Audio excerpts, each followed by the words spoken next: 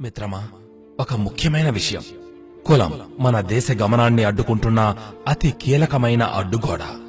రాజకీయాలను శాసిస్తున్న దురాచారం ఈ కులం. ఈ కులం పుట్టుక వెనక అసలు కదేంటో తెలుసా?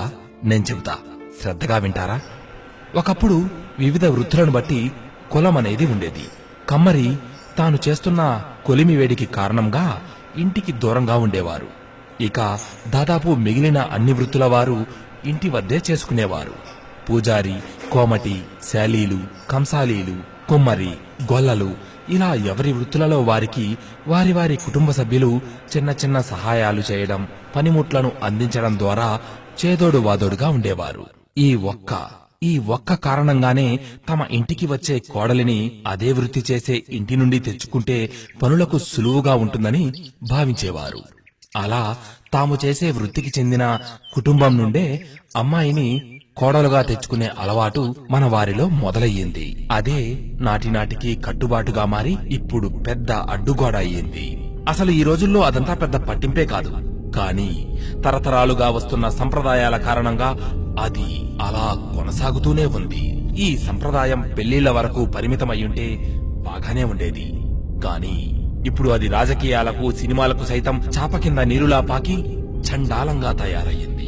దీనికి అనుగుణంగా సినిమా ఫ్యాన్లు, రాజకీయ అనుచరులు, అసలు ఒక తల్లి కడుపున పుట్టిన బిడ్డలకే సఖ్యత ఉండని ఈ రోజుల్లో ఎవడో మన కులంలో పుట్టాడని, మనని ఏదో ఉద్ధరిస్తాడని అభిమానం పెంచుకోవడం ఎంత మూర్ఖత్వమో ఆలోచించకపోతే ఎలా? అభిమానం వరకు ఉంటే ఎవరు కాదంటారు? ఇక ఫలానా కులనాయకులు అని చెప్పుకుంటున్న వారేమో కులాంతర వివాహాలు చేసుకుని హాయిగా ఏ ఇబ్బందులు లేకుండా జీవిస్తూ ఉన్నారు. ఈ సందర్భంలో ఒక్క విషయం బాగా ఆలోచిద్దాం. ఒక పేదవాడు తమ కులానికే చెందిన ధనిక నాయకుడి ఇంటికి వెళితే అతన్ని అంత సులువుగా లోనికి రాణిస్తారా? పోనీ అదే పేద వ్యక్తి తమ కులానికి చెందని ధనికుడు తన ఇంటికి వస్తే బయట నిల్చోబెడతాడా? విషయం అర్థమైంది కదా. డబ్బు ఉన్నవాడు తనకు ఎదురుగా తన కులం వాడైనా సరే, పరాయి కులం వాడైనా సరే, డబ్బు లేనివాడు అంటే అస్సలు లెక్క చేయడు. ఇంత చిన్న విషయాన్ని అర్థం చేసుకోలేక కులం కులం కులమని పడి కొట్టుకుంటూ మావాడు అని ఓట్లు వేసి వేసి వేసి వాడిని ధనికుడిగా చేసి చేసి చేసి చివరికి పేదవాడిగా మిగిలి నాటికి చితికిపోతున్నది సామాన్య జనులే మిత్రమా.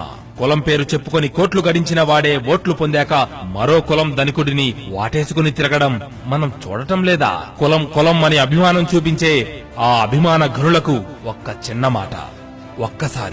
ఒక్కసారి నీ కులనాయకుడు ఎన్ని ఏళ్ల నుండి, ఎన్ని తరాల నుండి ఉన్నాడు, నీకు ఏం చేశాడు, నువ్వెక్కడున్నావు, తాను ఎలా ఉండేవాడు, ఎలా ఎదిగాడో ఒకే ఒక్కసారి నెమరవేసుకో. నిప్పు లాంటి నిజమేంటో అప్పుడు నీకే తెలుస్తుంది.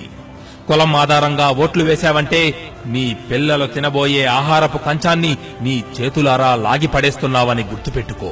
ఓటు వేయాల్సింది ఎవరికి? నీతి, నిజాయితీ, నిస్వార్థం, నిబద్ధత ఉన్నవారికి. మన పిల్లల భవిష్యత్తు బాగుపడాలంటే ఏం చేయాలో, ఏం చెయ్యకూడదో విడమర్చి ఇంకా చెప్పడానికేముంది? ఉన్నది ఒకే కులం, మానవ కులం. ఉన్నది ఒకే జాతి, మానవ జాతి.